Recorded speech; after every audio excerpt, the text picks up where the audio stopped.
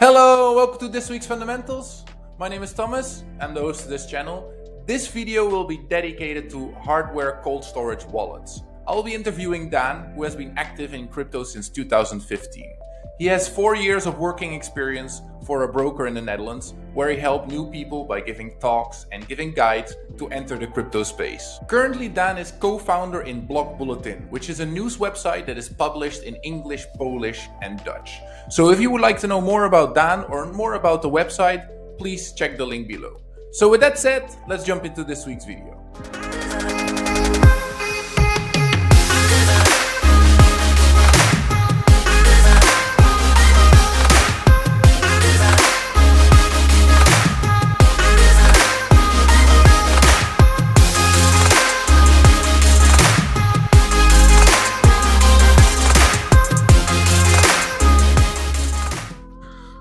Hi Dan, thank you for joining us. Today we will be talking about crypto wallets and mostly cold storage and hardware wallets. Myself, I have the Nano Ledger S, and I have some questions. So maybe you can give us a brief introduction about yourself. Sure. So my name is Dan. I worked for a crypto exchange for 4 years, and back then I quit there about 1.5 years ago to do something different. I also started a crypto news website, but that's something for another time. But back then at the crypto exchange, I was responsible for writing guides on how to use wallets, basically. So hardware wallets, software wallets, and each time a customer of us had a specific question about a wallet or a problem with it, it was usually me who needed to get into contact with the customer and try to figure out what the problem was, or try to figure out a good solution for the customer. Just out of interest, so you did the customer support for those wallets, but shouldn't those wallets have their own customer support? Like if I have problems with Nano Ledger S, do I go to Nano or do I go to the exchange that I'm using? Or is that just an extra service that they provided? It's basically an extra service that we provided at the broker or exchange. The thing is, we had a lot of newcomers or people who weren't that experienced in the cryptocurrency industry. And the problems they face are usually pretty good to solve by ourselves. So it was usually easier and quicker to try and solve the problems as the broker firm, as a service. So that's why we did it. Okay, so let's start with the first question. So why should people choose to have a hardware wallet instead of a software wallet or an exchange wallet? Why should they? Yeah, so why a hardware wallet? Basically, it is not super different from a software wallet, in which you can also keep your own private keys, because that's the thing. If you have your own cryptocurrency wallet, if it's a software wallet or a hardware wallet, you have the ability to keep your own cryptocurrency private keys, and that's the big difference between such a wallet and a wallet at an exchange or at a broker, where they store the private key as a third party, basically. Why a hardware wallet? Because it is quite easy to understand how it works, and you don't have the problem that when your computer stops working, for example, that also your wallet doesn't work anymore, because the wallet is the physical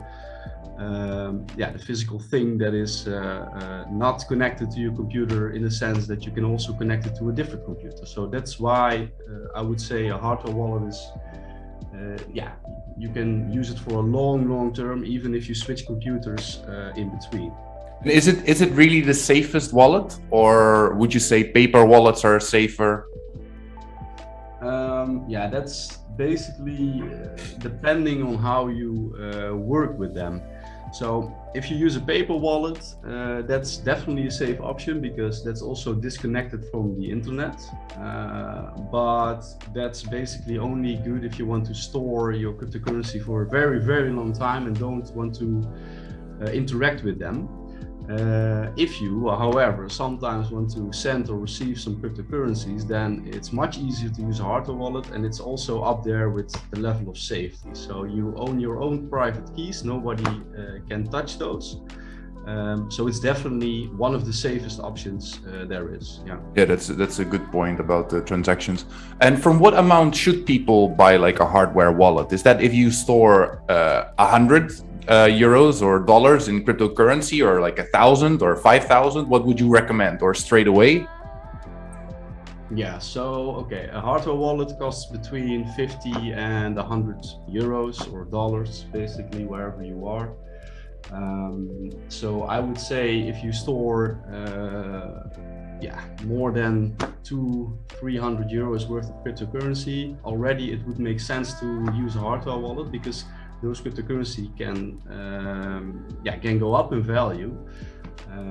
And if you don't touch them for, let's say, a couple of years, we have seen with Bitcoin, they can go up in value tenfold in a matter of years. So immediately it's very safe to have them stored on a good wallet then. So I would say anywhere from a couple of €100 and above, I would say it's definitely recommendable to use a hardware wallet. Okay, and like because there are so many possibilities, there are so many hardware wallets around. Like I remember, like when I bought mine a few years ago, there were only 2 or 3, and now there is 10s, 20s, maybe 50. How do you choose which one is the best for you? Do you go for like brands? Do you go for like history? What is currently, in your opinion, the best ones around? Yeah, good question. My experience goes so far. I've only worked with Ledger, with Trezor, and with KeepKey, and with Bitbox, slightly bit, but only personal. But I would go for a brand with some brand recognition and with some history. And I think the biggest ones are Ledger, Trezor, and KeepKey. And they all use a similar kind of security method, which is open source. So it is possible to see what they actually use as a security method. And I think if you keep with those 3 brands, that's always a good option, basically, because they all have a really good history. They've never experienced any types of security breaches in terms of their way of storing cryptocurrencies. I think Ledger has some security breach in the history of... yeah, that was data leak, right? That was the fact that they found the customer's data, yeah. Exactly, so, but not in the way of storing the cryptocurrencies, and that's the most important thing. So, okay, if I have to choose, I would go with Trezor, because it's my first. I still have it from years ago. It works beautifully, never any problems, and the support is really good. But Ledger support is also really good. If you have any types of problems or questions, then you can always reach them, and they will definitely get back to you via email. So, okay, yeah. So if people decide that they want to buy one of these hardware wallets, where they should be aware about? Like, can they buy them from eBay, or can they buy them from a secondhand marketplace? Can you take it from someone or from an influencer, or do you have to specifically buy it from their website? Yeah, so this is a very important question, because many mistakes were made in the past.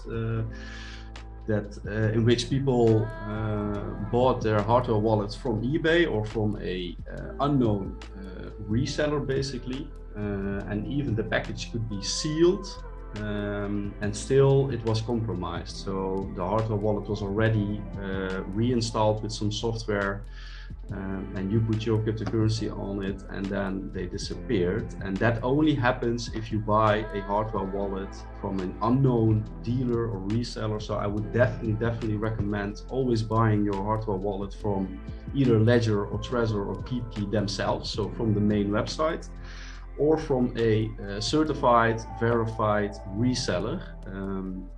I know in the Netherlands we have a couple of resellers who are certified and verified. And with them you can easily buy one, but then make sure that the reseller is also findable on the actual website of the hardware wallet brand, because only there you can see if the reseller actually exists in their system as well. So yeah, number one, buy at the producer themselves, or buy at a certified reseller, but make sure it's certified. So it's it's not a scam. Clear.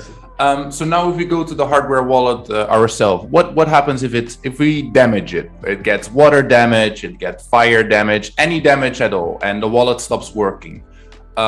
We obviously have that seed phrase saved. But do we need to buy exactly the same wallet, or can my ledger break down and I think like, okay, now I buy a Trezor? Or does it have to be the same model, or how does that work? So it's like this: you buy a hardware wallet, and in the case of Ledger or Trezor or KeepKey, in the beginning you write down a seed phrase, which is the backup of the actual wallet that you are installing on the physical device, and that backup is key. So anything can happen to your wallet, to the physical device. It can go up in flames, or you can lose it or whatever, but the seed phrase, the backup card that you have, is always good to reinstall your old wallets on a new device, basically. Then there are a couple of things to know. A private key or a seed phrase, they come in different formats. For Bitcoin, we have like 5 or 6 or 7 different formats, and those formats sometimes can be read by other wallets and sometimes they don't. But basically, if you buy a Trezor or a Ledger, those formats that they come standard with, you can always change the format if you want, but that's a bit technical. But the seed phrase that it comes standard with, it's also recognizable by the other brand. So the seed phrase in this case are 24 words, and those 24 randomly generated words, that's the seed phrase. It can also be read by the other brand. So if your wallet breaks, you can go with your seed phrase, buy a new hardware wallet from a different brand, and just put those same words in that new wallet, and they will recognize it, and then you can enter your cryptocurrency. So that is actually another reason to buy one of the main brands, because they recognize most of the wallets, exactly, or most of the seed phrases. Then regarding because we spoke about the updates, that we have to update them, else they become old and you have to buy a new one. So can you lose any Bitcoin on Ethereum or on updates? Is it like safe to do an update without losing any information? Yes. So the software of Ledger and Trezor are, they have a 100% history that always nobody loses their coins with any kinds of updates, and they have to be officially Ledger or Trezor updates. So they have to be officially updates of the main brand. Is there a way to check that? By the way, is there a way to check that? I mean, if it's implemented in the software of Ledger, I guess. Yes. So basically what you do, if you're not certain about your current software anymore, you just throw the software out of your computer, just get rid of it. You go to the website of either Ledger or Trezor, and you download the latest wallet software. That's the only thing you need to do for your existing physical wallet, to connect with the software, and then they talk to each other. Basically, you can lay the connection, and then the new software also recognize if your physical wallet needs an update, yes or no. So it will let you know in the program itself, your physical wallet is running firmware ...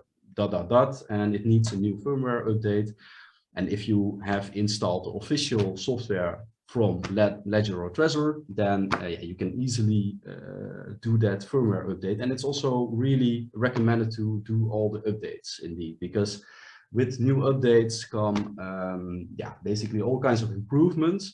But we have seen in the past that if you don't run every update and you forget to do an update for a very long time, then at one point the hardware wallet could be unsuitable to run the next update because it's so far behind. That happened in the past. It doesn't mean that you lose your coins because you still have your seed phrase. That's very important. Always that backup of that seed phrase is super important. So you always should do that and make a double of that, but we can go into that a bit later. When your physical wallet doesn't work anymore or cannot run an update, which is rare, but it happened in the past, you can just connect or contact Ledger or Trezor, explain the situation, and usually they will send you for free a new physical wallet, and then you can just get your seed phrase, your backup key, put them in the new wallet, and then you have access to your coins again. Just one quick question. You just said like you can just, when you are not really sure about the software, you can just remove all the software and download it again. So you can practically remove everything. Like as long as you have the seed phrase, you can log in and everything goes back to normal, right? That's what I understood. That's correct. Yes, that's correct. And Ledger Live has third-party apps, so like Ledger is still updating. So that's the nice thing about Ledger. That's my personal opinion. I'm not selling it, but I have the Ledger for a while, and it's still updating. It still gives more options. Now it gives also the option to stake your Ethereum. These third-party apps, if they're in Ledger Live, are they all verified, or is that also open source that just any app can be uploaded there? No, so Ledger Live is completely ran by Ledger themselves and is not open source to my knowledge. So all apps that you will find in Ledger Live are verified by the Ledger team and are safe to basically run. So if it's staking or if it's a specific cryptocurrency wallet, like for example, I think they recently also added Atom Cosmos, for example. Now, then you know it's safe to connect with the Atom wallet with your Ledger device. Yes. Okay. As far as I know, it's all completely safe inside Ledger Live. Yes. Then is there any other things that we should be aware of regarding the wallets, things that we shouldn't do or things that we should do regarding any of these hardware wallets, like the way we store it? Where should we store the device? Where should we store the seed phrase? Do you have any more tips? Yeah, so accessing your wallet comes with basically an extra layer of security, which is on the device itself. You usually fill in a PIN code to open up the wallets in the on the computer. So you access the wallet on the computer, but you need your device to log in basically into your cryptocurrency wallet. And for that, you usually use a PIN code. At least that's with Ledger, it's the case. With Trezor, it's the case. With Key, it's the case. So there is this first layer of security at the cryptocurrency hardware wallet itself that nobody else can enter it. Then again, I would still keep my hardware wallet safe and not open on my desk or somewhere in a super obvious place, the same way that you don't leave your PIN card, your credit card in a obvious place. So you keep them close to you. That's what I would do with the physical wallet. But more important is that you keep that backup card that you write in the beginning when you open the wallets on your fresh new cryptocurrency hardware wallet, the seed phrase. Keep that super safe. What I would do is make multiple copies of them. So like, and with copies you say written, right? Because we shouldn't make any pictures of it, or we shouldn't put anything on our pictures computer. of it. No, physically written copies, or copy them in an old school copy machine, basically. But physical copies, and store them in different locations. So if you have a second home where you can store it, for example, your parents or a very good friend, something like that, maybe store a copy of the seed phrase there, keep one yourself, and maybe in 2 different places in your home as well. And a second option what you can do is use USB sticks, so flash drives, and store the Word file or the WordPad file with the words on that and nothing more. So only that. and make sure that those USB drives are also stored in the same way, so in different places. But also be very aware of the fact that if someone else gets those 24 words, so the seed phrase can also be 12, so don't be confused if you see 12 words. It's also a format of a private key, but make sure that you know that if somebody else gets those 12 or 24 words in their hands and they know what to do with them, so they know, oh, this is probably a private key, and they download a software wallet that can read that file, or they buy a hardware wallet, then they immediately, without a PIN code, have access to your to what's on the wallet. So that's important to know. I have another. You store them safe. I have another question about that, actually. Like, as long as you don't mention, if you have this seed phrase, but you don't mention what type of wallet this represents, it could still be any wallet, right? It could still be a Solana wallet, or it could be a Ethereum wallet or a Bitcoin wallet. Or am I wrong? Yeah. No, that's true. Only the more, all the different cryptocurrencies have their different blockchains and also a different private key, public key format. So they work slightly differently. So I cannot verify if a private key of a Solana wallet, a Solana only wallet, will look the same as a Bitcoin private key. I cannot verify that. So yeah, in that case, I don't know if they all look the same. I only know for my ledger and my Trezor and my Keep key that how they look and that they are interswitchable, so that you can load them up in a different wallet and they can also read it. Okay, so I think that's clear. Is there anything else that you want to share? Yeah, the only thing, make sure that your private key, your backup, your seed phrase, whatever you want to call it, that it's absolutely the most important thing to keep safe if you have a hardware wallet, because if your wallet breaks, your physical wallet, you don't have the backup, then you lose everything that's on the wallet. So it's very important to keep that safe. That's all. Okay, then thank you for answering all the questions. I hope you enjoyed it, and I really hope you come back as well, that we can talk about something else, maybe the website that you mentioned earlier. I will also leave a link below this video for the viewers so they can read more about you. And I hope to see you next time. Bye.